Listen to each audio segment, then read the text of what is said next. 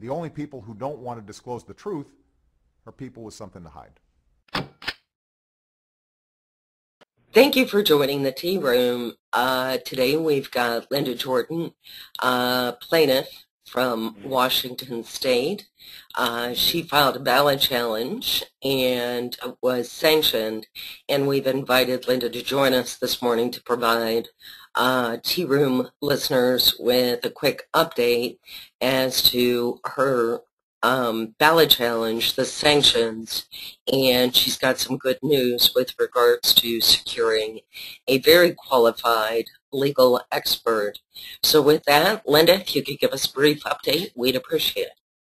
Hi, Helen. Thank you for having me in the tea room. Well, some of your listeners may know that in August 2011, I decided I was one of Barack Obama's employees and that I had a legal duty to run his Social Security number, the one that he's using, through a government program called E-Verify. And E-Verify is a program that employers use in order to see if their employees are eligible to work in the United States.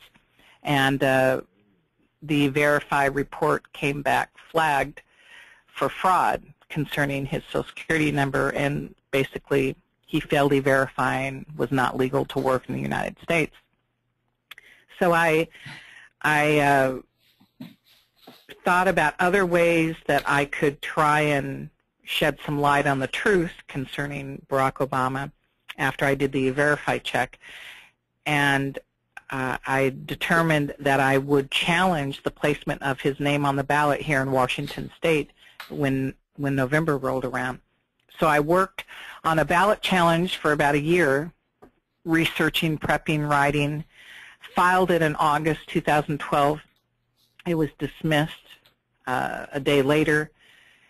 I did not get an evidentiary hearing, which I'd asked for. My 61 exhibits were ignored or mocked.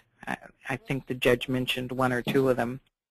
The judge treated me pretty much with disdain, and you know, I did not have my day in court, so to say. So I appealed that decision to the Washington State Supreme Court on September 4th, and a panel of 5 justices considered it and dismissed it as frivolous, which is what the Attorney General had asked them to do. And he had asked them to do this so that he could penalize me. He could ask them for sanctions, monetary sanctions, basically that he claimed would be used to pay attorney fees, but it's a form of punishment. And the only way that you can secure this kind of punishment against an appellant is to have their suit declared frivolous. The justices gave no reason as to why it was frivolous, which I think they should have. I know that there's a federal law, Civil Rule 11, that requires a court to tell a client or a citizen why their suit's being dismissed as frivolous. They can't just simply say it is. But here in Washington State, apparently we don't have that.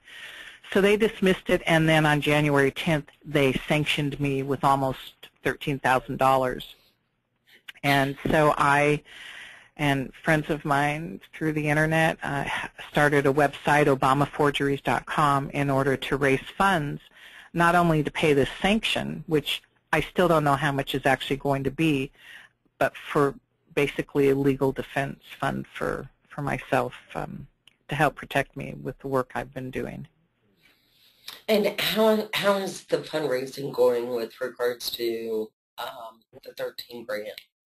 Well, we're approaching 7,000, so I think we're doing pretty good. I feel really happy about it and grateful. And I have some very good news. I just have secured a lawyer to represent me, and I've made many attempts over the last year to get a lawyer to help me out on this case because I knew I was in way over my head. I'm fairly good at doing legal research and writing, but I'm certainly not a lawyer, and the legal world can be very confusing and, you know, just give you a headache. But I was unable to find one who was willing to talk with me or to represent me because they they don't agree with my political views. One of them actually said, I'm a blue state voter, so I can't help you out. And I thought, boy, they'll represent murderers, rapists, pedophiles, but draw the line at conservatives.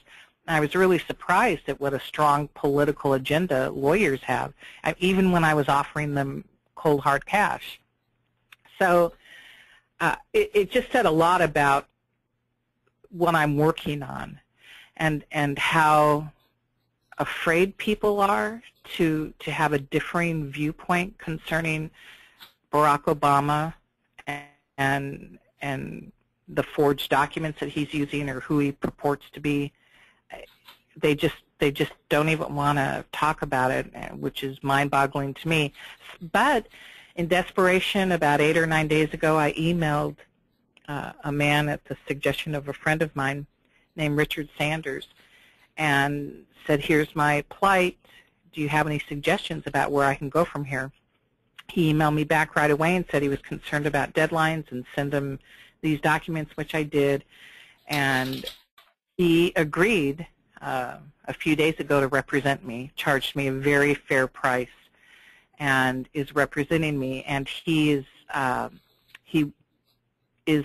a retired, but a former Supreme Court justice in the Washington State Supreme Court. He sat on the bench for 15 years there, and so he is helping me out, and he provided a statement to the press that was very, very wonderful. I mean, kind of, you just have not heard a judge talk like this concerning citizens who are attempting to get to the truth on this issue.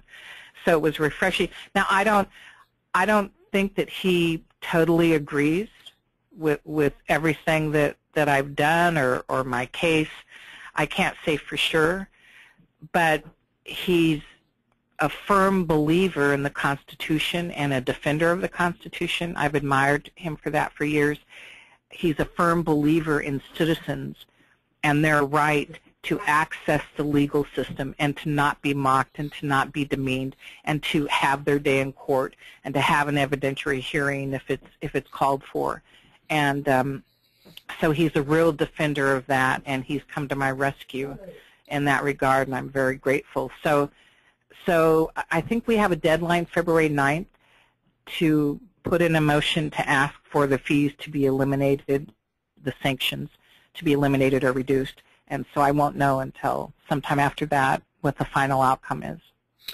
And when it comes to the motion on the 9th, is there any chance, any remote chance, that the court could come back and sanction you even more? Yes, there is. Absolutely, because the Attorney General is now going to have to respond to whatever motion Richard Sanders puts forward on my behalf, and so he's going to tally up more money towards that. So I don't know how the court will respond. Just don't know. But I would love to continue this legal battle. I think the case that I put together is not frivolous, to say the least, and I've discovered over the last year, and particularly the last few months, that the legal definition of frivolous and the definition that you and I would understand are totally two different things.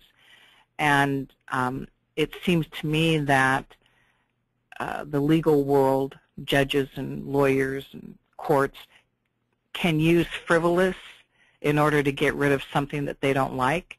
They just stamp it frivolous, and they don't have to say why, and they can toss it out. And it's a way for them to penalize you citizens and get them in trouble and make them afraid to access the courts. And I think that's what Justice Sanders is really upset about, that citizens have a right to be there. And this heavy-handed fine of $13,000 is just outrageous, he believes. Yeah, he in his statement, didn't he use the word oppressive? Yeah, he did. He said, he said that the court was using this this fine, the government was using this fine in order to hide the ball, and they were using it to oppress a patriotic private citizen when she exercised her right to access the courts. And he said it was not compensatory but punitive. It is not justice but oppression. And he said no wonder people mistrust the government, lawyers, and the court system, and ended it with it's time to fight this kind of stuff. And so I really am grateful to him for that. I'll tell you that it's very heartening to learn that someone with his kind of skill, his experience, and his reputation, and so on, has stepped up to the plate and is representing you in this challenge that you're faced with. It speaks volumes with regards to his own sense of integrity, especially as it relates to the law. So that's very good news. Linda, I promise to keep this short. Is there anything you'd like to add before we wrap this interview up? Is there anything in particular you'd like to add, have our listeners be aware of? Of course, we want our listeners to go to obamaforgeries.com and consider making a donation towards your sanctions and so on. But is there anything else you'd like to add? And feel free to repeat that website address again if you'd like. Yeah, obamaforgeries.com. I also have a P.O. Box, Linda Jordan, P.O. Box 28086, Seattle, Washington, 98118. I know some people really don't like using PayPal and other internet means to donate, so you can mail if you'd like to. I'm very grateful for all the support I've gotten from people like you, Helen, and Bertha Report and Susan Daniels helping me to set up this website and doing interviews like this and sharing this information with the public. I really hope that it's a shot in the arm to the movement to get the truth out about Barack Obama, the truth out about these forged identity documents, which is my main concern, that he's getting away with such a, it's a minor crime created, or a minor crime, you would say, but he's committing it in such a, a huge way, an unusual way that is fraud and forgery at the least and treason at worst. And we really need to do something about it. We can't turn a blind eye to it, no matter what the courts say or judges say or other people say. Outstanding. Well, I thank you so much for your time, and we'll be certain to get this out, and hopefully we can continue to build the momentum necessary to be able to cover whatever Washington State decides with regards to sanctions and so on. So with that, Linda, I thank you for your time, and folks, remember, go to obamaforgeries.com, again, obamaforgeries.com, and consider making a donation to help defray the $13,000 in sanctions that Linda Jordan has been penalized. So with that, I thank you and have a great day. The only people who don't want to disclose the truth are people with something to hide.